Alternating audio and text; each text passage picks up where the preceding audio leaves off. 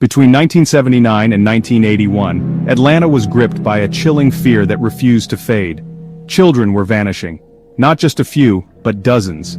One after another, young black boys full of dreams and promise disappeared into the night. The city's heartbeat slowed under the weight of dread. They were sons and brothers aged between 7 and 14, plucked from their neighborhoods, from sidewalks, schoolyards, and city corners. Some were on errands, others simply playing outside, and then they were gone. At first, it seemed like isolated incidents, but the bodies began to surface, in woods, rivers, and remote areas. Each new discovery brought heartbreak, confusion, and terror. Atlanta, a city trying to build itself as a center of black excellence and progress, was facing something monstrous. Police struggled to connect the dots. There was no clear motive, no confirmed pattern, no fingerprints, no eyewitnesses. The killer, or killers, seemed like a ghost, always one step ahead. Parents were terrified. Mothers clutched their children closer. Fathers stood guard through sleepless nights. The community, largely black and working class, pleaded with city officials to act. They marched, held vigils, and demanded answers. But weeks turned into months, and still the murders continued. The media picked up the story, and Atlanta became the center of national attention. News anchors asked tough questions. Was enough being done? Were the lives of black children valued the same? Rumors swirled. Fear deepened. Trust in law enforcement eroded. As the pressure mounted, so did desperation. The FBI joined the investigation. Psychological profiles were created, roadblocks were set up, hundreds of tips flooded in, but most led nowhere. Then in May 1981, a twist. Two officers were staking out a bridge over the Chattahoochee River. It was part of a strategy to monitor dumping sites where previous bodies had been found. At around 2:50 a.m., they heard a loud splash in the dark water below, as if something large had just been thrown over. Within moments, a car approached the bridge, a white Chevrolet station wagon. It slowed as it crossed. Inside was a 23-year-old aspiring music producer, Wayne Bertram Williams. His story raised eyebrows. He claimed he was on his way to audition a singer named Cheryl Johnson for a new music group.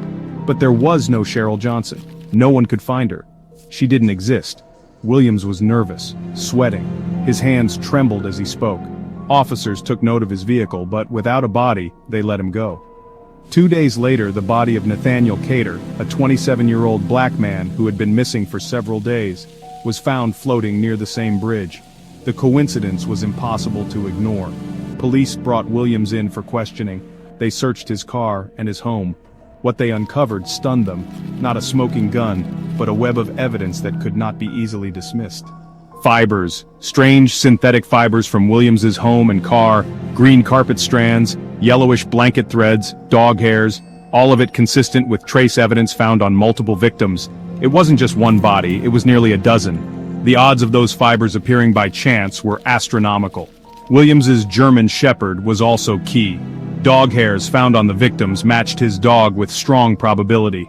In the world of forensic science at the time, it was significant, but it wasn't enough for an arrest. The FBI administered a polygraph test. According to reports, Williams failed multiple times, but polygraphs aren't admissible in court. What they did provide, however, was suspicion, the kind that sharpens an investigation. Witnesses came forward. Some claimed to have seen Williams near locations where victims vanished. Others said he'd tried to recruit young boys for music auditions, a chilling parallel to his story on the bridge. The public was divided. Some were convinced Williams was the killer. Others believed he was being framed. A scapegoat offered to calm a city on the brink of panic. In June 1981, Wayne Williams was finally arrested. But not for all 28 murders. He was charged with just 2, Nathaniel Cater and Jimmy Ray Payne. Prosecutors hoped that proving these 2 cases would convince the jury of a larger truth. The trial began in January 1982. Over weeks of testimony, the prosecution laid out a case built on fibers, timelines, and behavioral profiling. They argued that Williams fit the pattern. Young, intelligent, with access to transportation, and a motive grounded in frustration and power. Fiber experts testified that over 30 types of fibers and hairs, some rare, some common, from Williams's home and car were found on the victims. They painted a picture of a man who was methodical, who used his position in music and media to lure young boys, and who knew how to avoid detection. The defense struck back. They argued that fiber evidence was not definitive, that millions of homes had similar carpets, that eyewitnesses were mistaken, that Williams had no history of violence and no criminal record. They also raised a darker possibility.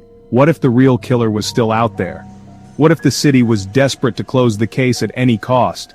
And then, there was race. Some members of the community believed that the original investigation had ignored leads involving white supremacist groups. The Ku Klux Klan had long threatened Atlanta's black community. Could they have played a role? Was Wayne Williams, a young black man, just the easier target? The jury deliberated for 11 hours.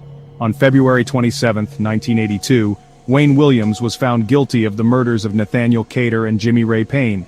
He was sentenced to 2 consecutive life terms. Police later closed 22 of the 28 child murder cases, unofficially attributing them to